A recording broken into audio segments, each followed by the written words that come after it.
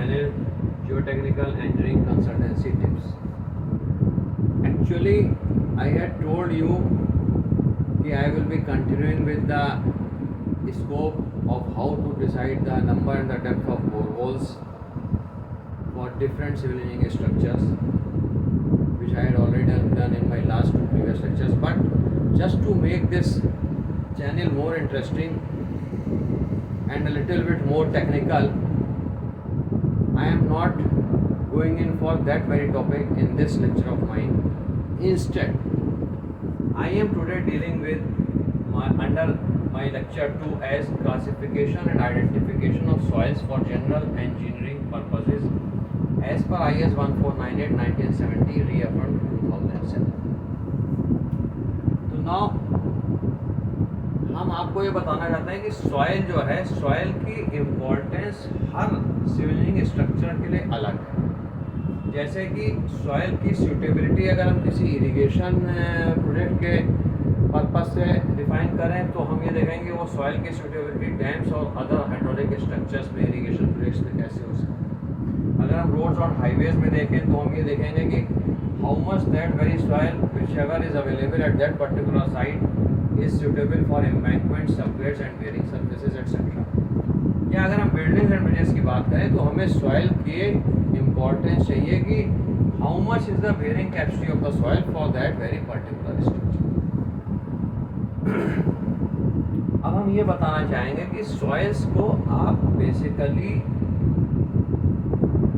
केवल sand, gravel और clay या सिल्ट की तरह नहीं डिफाइन कर सकते हैं, क्योंकि कोई भी सॉइल इंडिपेंडेंटली सेपरेटली केवल ये नहीं होती है कि it is only sand, it is only gravel, it is only clay और इट इज़ ओनली सिल्ट.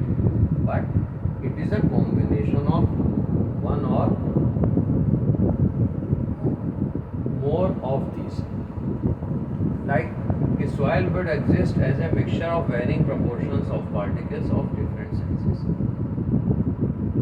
जिसको हम आगे आप लोगों को बताएंगे कि how the soil is defined.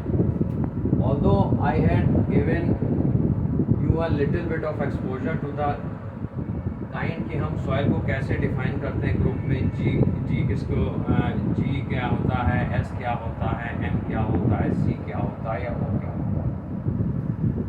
तो अब हम क्या कहते हैं कि एक चीज़ और बताना चाहेंगे कि अगर आपको इसकी टर्म्स और ग्लॉसरी और सिंबल्स पे जाना हो तो इसके लिए ये कोड है IS 2809 1972 जो आप लोग को अपना नेट से निकाल करके पढ़ सकते हैं. अब क्या है, how do you define soil on the basis of its particle size. एक unified soil classification system adopt करा गया है ताकि हम किसी भी काम में एक ही तरीके से सॉइल को एक्सप्लेन करें और उसमें कोई दिक्कत किसी को ना आए, चाहे वो कहीं भी हम यूज़ करें. तो एक यूनिफाइड सिस्टम अडॉप्ट करा गया वर्ल्ड वाइड. अब इसमें क्या है कि एनी मटेरियल फाइनर देन या less than 0.002 mm is considered as clay, and if the particle size varies from 0.002 mm to 0.075 mm, rather to say 2 micron to 75 micron, then it comes to be, it is defined as silt.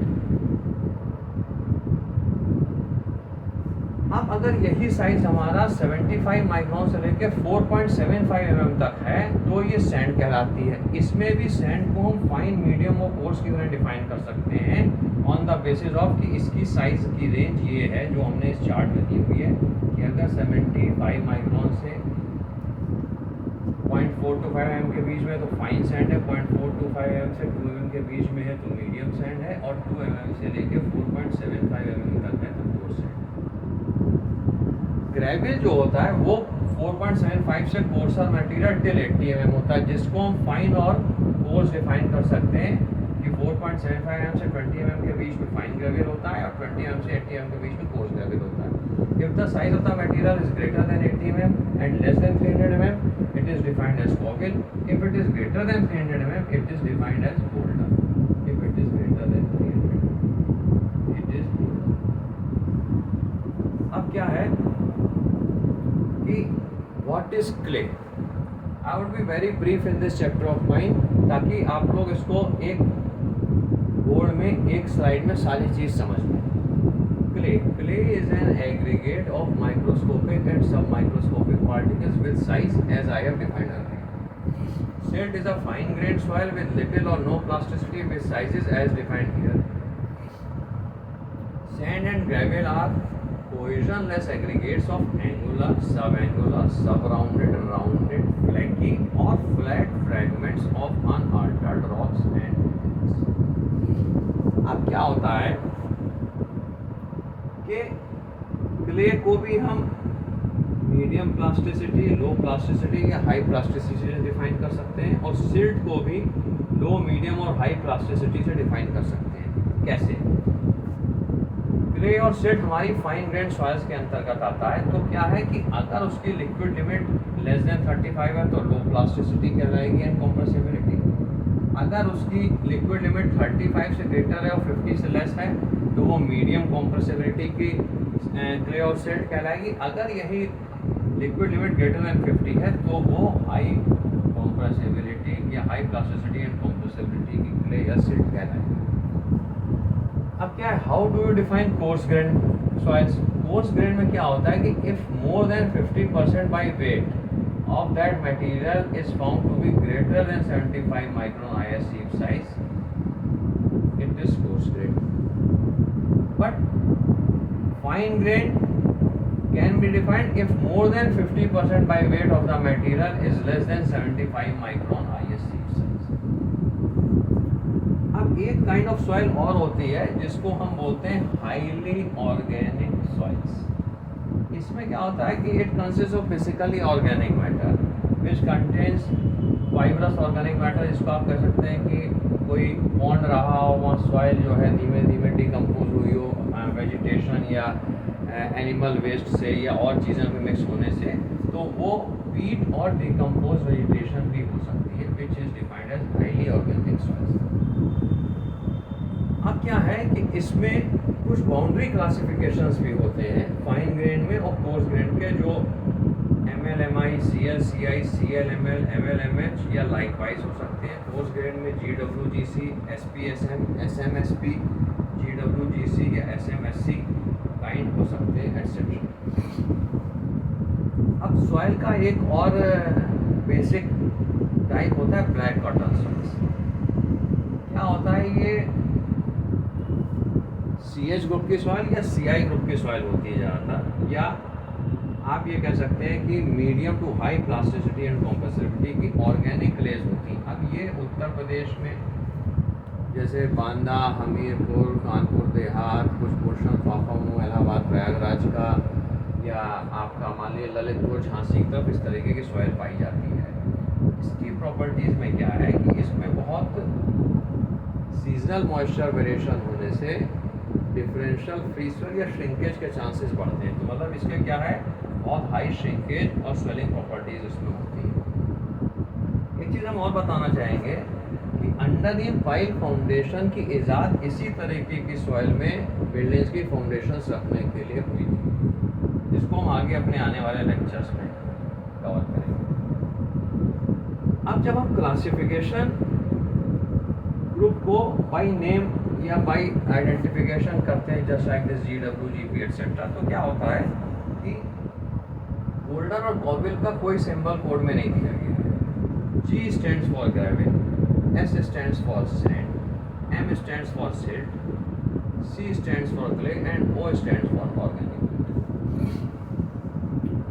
अब क्या है कि field identification को हम इन groups symbols के basis में समझाने से पहले एक लाइन हम और बताना चाहेंगे कि एक ए लाइन क्राइटेरिया होता है फाइन ग्रेन सॉइल्स के क्लासिफिकेशन में, जिसकी एक लीनियर इक्वेशन का यूसेज हमारी फिगर 1 में इस कोड के दिया हुआ IS 1498-1970 के, जो ये इक्वेशन कहती है कि IP is equal to 0.73 bracket में WL minus 20 means IP is plasticity index, WL is liquid limit.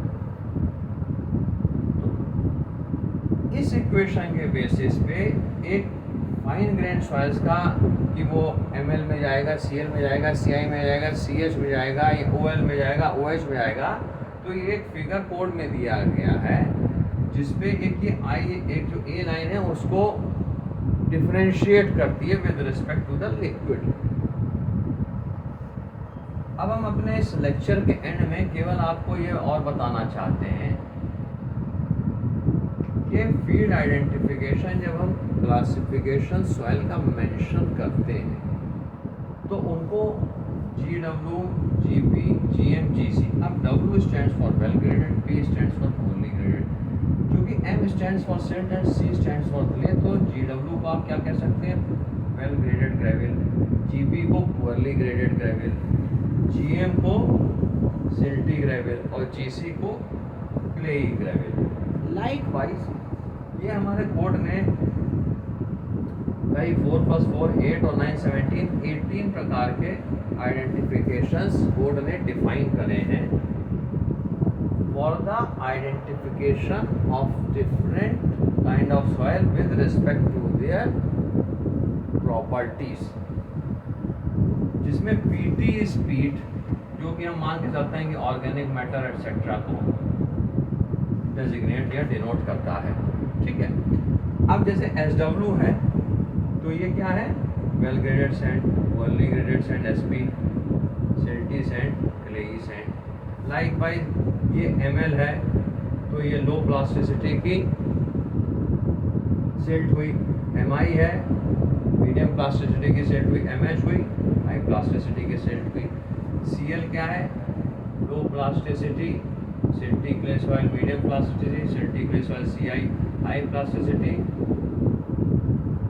CH kind of silty clay, OL is low plasticity and compressibility organic silt, I is medium plasticity and compressibility organic silt या organic clay, and H is high plasticity and compressibility organic clay also। तो क्या है, मैंने इस lecture को अपने थोड़ा सा संक्षेप में इसने बताया है और छोटा इसलिए करा है कि कम से कम हम जिस अपने चैनल की बात कर रहे हैं उसमें कम से कम हम लोगों को सबको क्लासिफिकेशन ऑफ सॉइल, उसको हम कैसे क्लासिफाई करते हैं और कैसे आइडेंटिफाई करते हैं, उनके ग्रुप सिंबल्स क्या हैं, ये हम लोगों को थोड़ा क्लियर हो जाए जो अब हम आगे चलेंगे अपने और आगे जो हम फ्यूचर लेक्चर्स दें।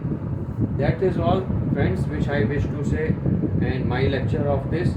और मैं ये कहूँगा कि ये जो मेरा लेक्चर है ये मे भी उन स्टूडेंट्स के भी काम आए जो गेट की या किसी कॉम्पिटिटिव एग्ज़ाम्स की तैयारी करते हैं, और हम आप लोगों से यही अपेक्षा करते हैं कि आप हमारे इस लेक्चर सीरीज़ को, इस चैनल को पसंद करेंगे, सब्सक्राइब करेंगे। Thank you very much.